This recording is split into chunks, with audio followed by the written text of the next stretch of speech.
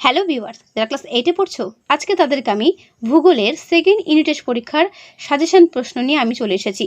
আজকে তোমাদের বলে দেবো সেকেন্ড ইউনিট টেস্ট পরীক্ষাতে কি তোমরা ভালো করে গেলে অনায়াসেই তোমরা প্রত্যেকে 50-এ 50 পাবে। হ্যাঁ, তোমরা ঠিকই শুনেছো, তোমাদের ভূগোল পরীক্ষাটা সেকেন্ড ইউনিট টেস্ট পরীক্ষাতে থাকবে 50 নম্বর। তাই আমি যেগুলো বলবো এবং যেগুলো তোমাদের করতে বলবো, ভালো করে করলে অনায়াসেই তোমরা কিন্তু 50-এ 50 পেতে পারো। তো চলো দেখে নাও তোমাদের সিলেবাসে কি রয়েছে। দেখো, রয়েছে চাপ বলয়, বায়ু প্রবাহ, মেঘ বৃষ্টি, উত্তর আমেরিকা, দক্ষিণ আমেরিকা, আর থাকবে তোমাদের মানুষের কার্যাবলী ও পরিবেশের অবলম্বন। যদি তোমাদের এক্সট্রা কোনো চ্যাপ্টার থেকে থাকে অবশ্যই আমায় কমেন্টে জানিয়ে রাখবে, আমি আলাদা করে তোমাদের দিয়ে দেবো। কিন্তু এখন তোমাদের সামনে আমি এই চ্যাপ্টার কথা থেকেই সাজেশন প্রশ্নগুলো বলবো। ঠিক আছে, তো চলো শুরু করছি। প্রথমে তোমরা দেখে নাও চাপ বলয় ও বায়ু প্রবাহ থেকে কি প্রশ্ন করবে। প্রত্যেকে টেক্সট বুকটা খুলবে। টেক্সট বুকে প্রথমেই রয়েছে হাইলাইট করা বায়ুচাপ বলয় বলতে কি বোঝো। ইম্পর্টেন্ট প্রশ্ন আসবে। নিরক্ষীয় অঞ্চলে দুটো বৈশিষ্ট্য লেখো করবে। ঠিক আছে, তারপর দেখো বায়ুচাপ বলয় কটি রয়েছে এবং সেগুলো কি। এই বায়ুচাপ বলয়ের পরিচয় দাও বলে তোমাদের বড় প্রশ্ন কিন্তু এবার পরীক্ষাতে আসবে। তো এটা তোমাদের একটা হেল্পার বই থেকে আমি তোমাদের সামনে তুলে ধরছি, ভালো করে এটা দেখে নাও এবং ছবিটা ভালো করে দেখো, ছবি সহ তোমাদের এটা করতে হবে। ঠিক আছে, এটা কিন্তু বড় প্রশ্নের জন্য ইম্পর্টেন্ট, এটা ভালো করে করবে। যে চিত্রসহ পৃথিবীর চাপ বলয়গুলোর পরিচয় দাও, এটা তোমাদের কিন্তু 5 নম্বর জন্য আসতে পারে, খুব ইম্পর্টেন্ট প্রশ্ন, এটা ভালো করে করবে। ঠিক আছে, এই পর্যন্ত উত্তর শেষ হলো। এবার তো টেক্সট বুকে চলে এসো। টেক্সট বুকে দেখো রয়েছে নিরক্ষীয় শান্ত বলয় বা ডোলড্রামস কি। ভেরি ইম্পর্টেন্ট প্রশ্ন আসবেই পরীক্ষাতে। অথবা ডোলড্রামস এর অর্থ কি সেটাও তোমাদের পরীক্ষাতে 1 নম্বর আসতে পারে, তাই এটা ভালো করে দেখে রাখবে।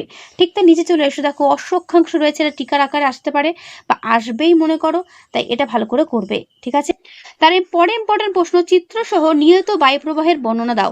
এটাও তোমাদের টেক্সট বুকও পেয়ে যাবে। ঠিক আছে, এখানে খুব সুন্দর করে দেওয়া আছে বলে আমি তোমাদের এখান থেকে দেখিয়ে দিচ্ছি। ছবিটাও দেখবে তোমাদের টেক্সট বুকে পেয়ে যাবে। খুব ভালো একটা প্রশ্ন করবে, এটাও কিন্তু 5 নম্বরের প্রশ্ন। 3 নম্বরের প্রশ্ন হিসেবে আসতে পারে বায়ুচাপ বলয় কাকে বলে, পৃথিবীর প্রধান বায়ুচাপ বলয়গুলোর নাম কি।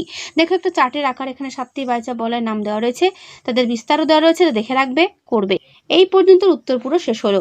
নিরক্ষীয় নিম্নচাপ বলয় বলতে কি বোঝো, এটি সৃষ্টির কারণ ব্যাখ্যা করো। দেখে নাও পুরো উত্তর, এই পর্যন্ত উত্তর শেষ হলো। তারপরে প্রশ্ন করবে আয়ন বায়ুকে বাণিজ্যিক বায়ু বলা হয় কেন বা বাণিজ্য বায়ু কেন বলা হয়। ইম্পর্টেন্ট প্রশ্ন করবে। টিকার জন্য করবে 22 বেলার সূত্র, কোরিওলিস বল, এগুলো সব টিকার জন্য করবে। ঠিক আছে, দেখে নিলে। তারপর রয়েছে ফেরেলের সূত্র, এগুলো তোমাদের টেক্সট বুকও পেয়ে যাবে, এখানে খুব সুন্দর করে দেওয়া আছে বলে এখান থেকে করতে বলছি। এরপর চলে এসো আইটি সিজেড এর পুরো নাম কি এবং টিকার আকারটা আসবে পরীক্ষাতে, ভালো করে দেখবে, ইম্পর্টেন্ট প্রশ্ন। টেক্সট বুকে চলে আসো গর্জনশীল 40, ক্রোধোন্নত 50 ও তীক্ষ্ণ চিৎকারকারী 60। এই বায়ু প্রবাহগুলোর বা বহুরূপী পশ্চিমাগুলো তোমাদের কিন্তু বৈশিষ্ট্য সমেত দেখতে হবে, এগুলোর কত কি বৈশিষ্ট্য রয়েছে, এটা তোমাদের পরীক্ষাতে কিন্তু আসবে। ঠিক আছে, মেরুবায়ুর বৈশিষ্ট্যটা করে রাখবে সঙ্গে। প্রতিভা ঘূর্ণপাত বলতে কি বোঝো, এটা ইম্পর্টেন্ট কিন্তু দেখে রাখবে। যা বলছি সেগুলো প্রত্যেকটা ইম্পর্টেন্ট করে রাখবে, পরীক্ষাতে কমন পাবেই। ডোলড্রাম ও অশ্বক্ষাংশের মধ্যে পার্থক্য দেখে রাখবে। ঠিক আছে, পশ্চিমা বায়ু ও মেরু বায়ুর মধ্যে পার্থক্য দেখে রাখবে। আয়ন বায়ু, পশ্চিমা বায়ু ও মেরু বায়ুর মধ্যে পার্থক্য। ঠিক আছে, দেখে নিলে। এই অধ্যায় থেকে শর্ট কোয়েশ্চেন কি করবে সেটা ভালো করে দেখে নাও। আমি পেজটা সরিয়ে তোমাদের দেখাচ্ছি, যেগুলো হাইলাইট করে সেগুলোই পড়ে যাবে, তাহলেই যথেষ্ট। ঠিক আছে, এর বাইরে কিছু আসবে না, একটু গ্যারান্টি দিয়ে বলতে পারি। আমার যত স্টুডেন্টরা তোমরা আছো প্রত্যেকেই কিন্তু 50-এ 50 পাবে, তাই ভিডিওটা প্রথম থেকে শেষ পর্যন্ত ধৈর্য সহকারে দেখো, আশা করি প্রত্যেকের লাভ হবেই। ঠিক আছে, টেক্সট বুকে দেখা রয়েছে বিভিন্ন স্থানের স্থানীয় বায়ুর নাম। ঠিক আছে, আর যেরকম রয়েছে রকি পার্বত্য অঞ্চলের উষ্ণ বায়ুকে বলা হয় চিনুক, তো আদ্রিয়াটিক সাগর উপকূলবর্তী অঞ্চলের শীতল বায়ুকে বলা হয় বোরো, সিরক্কো, এগুলো প্রত্যেকটা ভালো করে দেখে রাখবে 1 নম্বরের জন্য, পেজ নাম্বার 40। এরপরের চ্যাপ্টার মেঘ বৃষ্টি। দেখো মেঘ বৃষ্টি থেকে কি প্রশ্ন করবে। এখানে যে বিভিন্ন রকমের মেঘগুলো রয়েছে সেই মেঘের বৈশিষ্ট্যগুলো ভালো করে দেখবে, যেমন সিরোস্ট্রাটাস, সিরোকিউমুলাস, অস্ট্রোস্ট্রাটা, অল্টোস্ট্রাটাস, অল্টোকিউমুলাস, প্রত্যেকটা মেঘের বৈশিষ্ট্য তোমাদের কিন্তু দেখতে হবে। ঠিক আছে, যেমন রয়েছে বাম্পি ক্লাউড বলা হয় কোন মেঘকে, এটা আসবে পরীক্ষাতে। কিউমুলো নিম্বাস স্ট্যাটাস, নিম্বো স্ট্যাটাস, এগুলো প্রত্যেকটা মেঘের বৈশিষ্ট্য তোমাদের কিন্তু পড়তে হবে। ঠিক আছে, এরপর চলে আসো মেঘের সৃষ্টি কিভাবে হচ্ছে। সূর্যের তাপে, সমুদ্র, নদী, পুকুরের জল উত্তপ্ত হয়ে বাষ্পে পরিণত হয়ে বায়ুতে মেশে। এছাড়াও গাছপালার প্রস্বাদন প্রক্রিয়ার মাধ্যমে জলীয় বাষ্প বাতাসে যুক্ত হয়। এই জলীয় বাষ্পযুক্ত বায়ু সাধারণ বায়ু অপেক্ষা হালকা হয় এবং সহজে উপরের দিকে উঠে প্রসারিত হয়। উপরে শীতল বায়ুর সংস্পর্শে এসে এই জলীয় বাষ্পযুক্ত বাতাস তাড়াতাড়ি শীতল হয়। বায়ু যত শীতল হয় তার জলীয় বাষ্প ধারণের ক্ষমতা তত কমে যায়। তো এইভাবে যেভাবে তোমাদের এখানে সুন্দর করে দেওয়া রয়েছে লেখাটা, তোমরা কিন্তু প্রত্যেকেই পড়বে। মেঘের কিভাবে সৃষ্টি হচ্ছে পাশে যদি পারো ছবিটা এঁকে দিতে তাহলে আরো বেশি ভালো হয়। ঠিক আছে, তারপর দেখো ছোট্ট করে লেখা হচ্ছে বাষ্পীভবন কি, সম্পৃক্ত বায়ু কি, শিশিরাঙ্ক কি, ঘনীভবন কি। এগুলো ভালো করে দেখবে, পরীক্ষাতে কিন্তু এখান থেকে প্রশ্ন আসবে। অনেকেই ভাবছে ম্যাম বই থেকে কেন দেখাচ্ছে। দেখো বইয়ের ভেতর থেকে প্রশ্ন পরীক্ষাতে তুলে ধরে, বইয়ের বাইরে থেকে নয়। আমরা এটাই সব থেকে বড় ভুল করি যে বইটা না পড়ে অন্য বইগুলো গুরুত্ব বেশিটা দিই। কিন্তু তোমাদের দেখতে হবে বইয়ের কোনগুলো ইম্পর্টেন্ট রয়েছে সেগুলো আগে আমাদের পড়তে হবে। তারপর দেখো রয়েছে অধক্ষেপণ বলতে কি বোঝো, পড়বে। বৃষ্টিপাতের প্রকারভেদ বা রকমভেদ, যেমন পরিচালন বৃষ্টিপাত বলতে কি বোঝো। ঠিক আছে, এটা ইম্পর্টেন্ট, ভালো করে দেখবে। ঠিক আছে, আপেক্ষিক আর্দ্রতা কি, পরিচালন বৃষ্টিপাতের ছবিটা ভালো করে দেখে রাখো। তারপর চলে যাচ্ছে ইম্পর্টেন্ট প্রশ্ন, শৈলক্ষেপ বৃষ্টিপাত ছবি সহ তোমাদের এটা পরীক্ষাতে বড় প্রশ্ন আসবে। বৃষ্টির ছায়া অঞ্চল বলতে কি বোঝো। ঠিক আছে, এগুলো ভালো করে দেখবে। শৈল কথার অর্থ কি, এটাও পরীক্ষাতে দেয়। ঠিক আছে, কি কারণের নাম শৈলক্ষেপ বৃষ্টিপাত সেটাও তোমাদের পরীক্ষাতে দিতে পারে, তাই এটাও ভালো করে দেখে রাখবে। দেখো নামের বিশেষত্ব বলে দেওয়া রয়েছে, করবে। তারপরের পাতে চলে আসো ঘূর্ণ সৃষ্টি, মানে ঘূর্ণ বৃষ্টি জিনিসটা কি, এটাও করবে। ঠিক আছে, এবং বিভিন্ন যে ঘূর্ণ বৃষ্টিপাত হয়েছে এক একটা জায়গায়, সেখানে কোন জায়গায় কি নামে পরিচিত সেই নামগুলো তোমাদের দেখে রাখতে হবে শর্ট কোয়েশ্চেন 1 নম্বরের জন্য। তারপরের পাতা চলে এসো শিলাবৃষ্টি কি, এটা দেখবে। ঠিক আছে, স্লিট বলতে কি বোঝো। এবং ঠিক নিচে চলে এসো, দেখো রয়েছে বৃষ্টিপাতের পরিমাপ বা পরিমাণ মাপা হয় কোন যন্ত্রের সাহায্যে, এটা পরীক্ষাতে শর্ট কোয়েশ্চেনে দেবে। সমবর্ষণ রেখা বলতে কি বোঝো, এটাও পরীক্ষাতে দেবে, করবে। এরপর চলে এসো উত্তর আমেরিকা। উত্তর আমেরিকা মহাদেশের প্রথম পাতাতে যে সমস্ত হাইলাইট করা রয়েছে, পৃথিবীর বিখ্যাত গিরিখাত গ্র্যান্ড ক্যানিয়ন এখানেই অবস্থিত। পৃথিবীর বিখ্যাত যে নায়াগ্রা জলপ্রপাত সেটাও কিন্তু এখানেই অবস্থিত। পৃথিবীর বৃহত্তম সুপেয় জলের হ্রদ সুপিরিয়র, এটাও কিন্তু পরীক্ষাতে আসছে শর্ট কোয়েশ্চেনের। মানে এই পাতাতে যেগুলো হাইলাইট করে দেখতে পাচ্ছ সেই প্রত্যেকটা তোমাদের 1 নম্বরের জন্য ইম্পর্টেন্ট, এইগুলো ভালো করে সবার আগে দেখবে। ঠিক আছে, পৃথিবীর তৃতীয় বৃহত্তম মহাদেশকে বলা হয় উত্তর আমেরিকা এবং এটি আয়তনে ভারতের কত গুণ, 6 গুণ। মনে রাখবে কত খ্রিস্টাব্দে কোন ব্যক্তি মহাদেশটা আবিষ্কার করেছেন, এটাও পরীক্ষাতে কিন্তু দেয়। ঠিক আছে, তাহলে ফার্স্ট পেজটা কতটা গুরুত্বপূর্ণ বুঝতে পারছো, পড়বে। এই উত্তর আমেরিকা অভিযানটা কিভাবে হয়েছিল সেই ঘটনাটা তোমাদের পরীক্ষাতে দিতে পারে, তাই দেখবে। পানামা যোজক ও পানামা খাল কি, এটা কোন কোন মহাদেশকে বা মহাসাগরকে যুক্ত করেছে, বা এটা ভালো করে দেখবে। এখানকার প্রধান নদীর নাম কি, উচ্চতম শৃঙ্গ ম্যাককিনলে, যার উচ্চতাটা মনে রাখবে। ঠিক আছে, এগুলো হচ্ছে ছোট ছোট প্রশ্ন যেগুলো তোমাদের 1 নম্বরে আসবে, ভেরি ভেরি ইম্পর্টেন্ট। তারপরের পাতা চলে এসো ভূপ্রকৃতি নদ নদীতে উত্তর আমেরিকার, যেমন রয়েছে কর্ডিলেরা বলতে কি বোঝো, এটা করবে। আলাস্কা রেঞ্জের মাউন্ট ম্যাককিনলে এই পার্বত্য অঞ্চলে উত্তর আমেরিকা মহাদেশের সর্বোচ্চ শৃঙ্গ, যেটা একটু আগে আমরা বললাম। কর্ডিলেরা বলতে কি বোঝো, পরীক্ষাতে দেয়, দেখে রাখবে, ভালো করে করবে।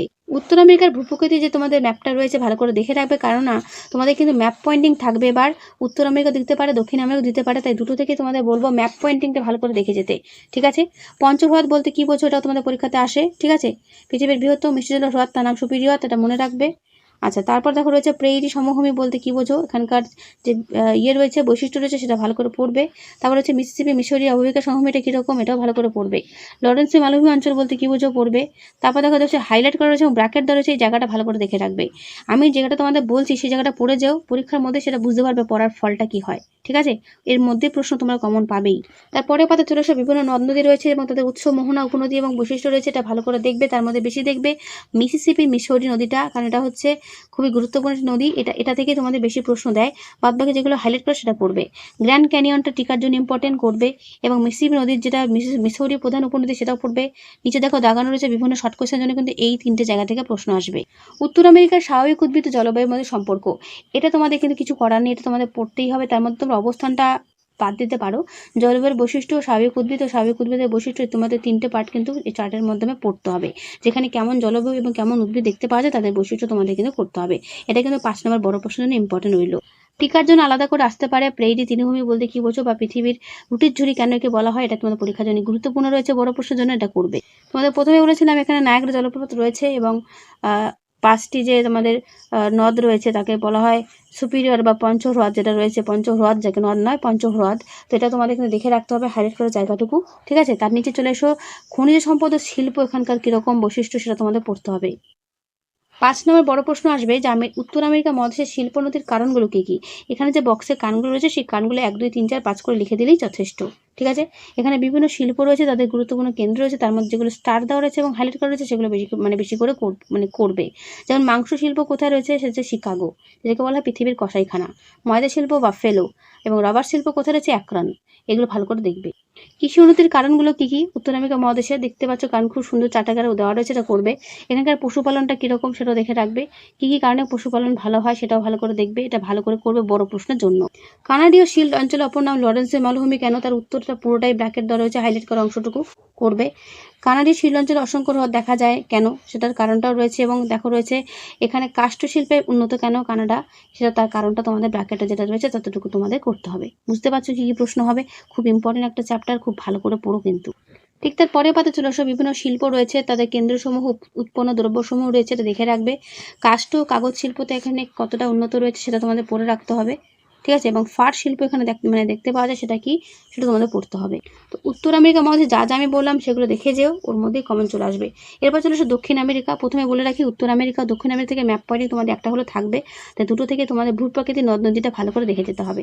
এখানে দেখো ফার্স্ট পেজে দেখো কিছু হাইলাইট করার জায়গা আছে, এগুলো তোমাদের 1 নম্বরের জন্য ইম্পর্টেন্ট, এটা তোমাদের করে রাখতে হবে, ঠিক আছে। অনেকেই ভাবছে ম্যাম বই থেকে কেন দেখাচ্ছে, দেখো বইটা ভালো করে পড়ো, পরীক্ষাতে দেখবে এর থেকে সহজ আর কিছু হয় না। তখন তোমাদেরই মনে হবে যে এগুলো কেন আগে পড়লাম না, ঠিক আছে। তো এইগুলোর বাইরে কোনো প্রশ্ন হবে, এটুকু আমি বারবার করে বলছি, যেগুলো দেখাচ্ছি, যেগুলো হাইলাইট করা রয়েছে সেগুলো বারবার মন দিয়ে জোর বেশি করে পড়ে যাবে। তো এই যে ম্যাপটা দেখতে পাচ্ছ, এখান থেকে নামগুলো দেখে রাখবে, যেগুলো লাল বক্স করা, এই নামগুলো দিয়ে তোমাদের ম্যাপ পয়েন্টটাকে দিতে পারে, ঠিক আছে। তারপর দেখো চলে এসো তার পরের পাতাতে, যেগুলো হাইলাইট করে দেখতে পাচ্ছ, বারবার করে বলছি হাইলাইট করা জায়গাগুলো একটু জোর দিয়ে পড়ে যেও। যদি পারো বইটা খুলে একবার দাগিয়ে নিও, তাহলে তোমাদের পড়তে আরও সুবিধা হবে, ঠিক আছে। দেখে নিলে এইগুলো ভালো করে। আচ্ছা, এখানে যেটা রয়েছে সেল বারণ, এটা তোমাদের পরীক্ষাতে আসবে, সেল বারণ টিকার জন্য। আচ্ছা, দক্ষিণ আমেরিকার যে তোমাদের নদ নদীগুলো রয়েছে তার বৈশিষ্ট্যগুলো পড়বে। উৎস, মোহনা, উপনদী যেটা রয়েছে, লা প্লাটা নদীটা ভালো করে দেখবে, ঠিক আছে। লা প্লাটা নদী ইম্পর্টেন্ট কিন্তু। আর যেটা ম্যাপ পয়েন্টে বলছিলাম, ম্যাপ পয়েন্টে তুমি নদ নদীটা ভালো করে দেখে রাখবে, কোথা দিয়ে কোন নদী বয়ে গেছে, খুব গুরুত্বপূর্ণ। লা প্লাটা নদী মোহনা অঞ্চলে কি নামে পরিচিত, এটাও পরীক্ষাতে দেয়, রিও ডি লা প্লাটা, মনে রাখবে। আমাজন পৃথিবীর বৃহত্তম নদী, কি কি বৈশিষ্ট্য রয়েছে করবে। আমাদের নদীর মোহনায় বদ্বীপ কেন সৃষ্টি হয়নি, তার কারণটা কিন্তু ব্র্যাকেট দেওয়া রয়েছে, এটা পুরোটাই করতে হবে, বড় প্রশ্ন, ইম্পর্টেন্ট। দক্ষিণ আমেরিকা মহাদেশ জলবায়ুর বৈচিত্র্যের কারণগুলো কি কি, ভেরি ভেরি ইম্পর্টেন্ট, বড় প্রশ্নের জন্য করবে। দেখো 50-এ পরীক্ষা হবে, বুঝতেই পারছো বড় প্রশ্ন তোমাদের কিন্তু থাকবেই। 30-এ পরীক্ষা যখন প্রথম ইউনিটের পরীক্ষাটা হয়েছে, তোমরা বুঝতেই পেরেছো 30-এ কতটুকু পড়তে হয়েছিল, কিন্তু এখন তোমাদের পরীক্ষাটা 50-এ হবে। সুতরাং আমি যেগুলো বলছি এগুলো মন দিয়ে করে যাও কিন্তু। উত্তর আমেরিকা মহাদেশের মতো দক্ষিণ আমেরিকা মহাদেশে কিন্তু স্বাভাবিক জলবায়ুটা কিন্তু গুরুত্বপূর্ণ রয়েছে, তো এটা ভালো করে দেখে যাবে, ঠিক আছে। চিরহরিত বৃক্ষের সমভূমি সেলভা, যা তোমাদের উত্তর আমেরিকা যেমন ছিল পেইরি, এবং দক্ষিণ আমেরিকা হচ্ছে সেলভা, এই দুটো কিন্তু খুবই গুরুত্বপূর্ণ, ভালো করে দেখে যাবে। এইটা পুরোটাই তোমাদের কিন্তু ভালো করে পড়তে হবে। হেল্পার বই থেকে টেক্সট বইতে ভাষাগুলো খুব সহজভাবে দেওয়া থাকে বলে আমি বলবো হেল্পার বই থেকে না পড়ে টেক্সট বুক থেকে পড়ো। আচ্ছা, পম্পাস অঞ্চল কিন্তু টিকার জন্য ইম্পর্টেন্ট, ঠিক আছে। এখানকার ভূপ্রকৃতি নদীটা কি করে আছে এটা পড়বে।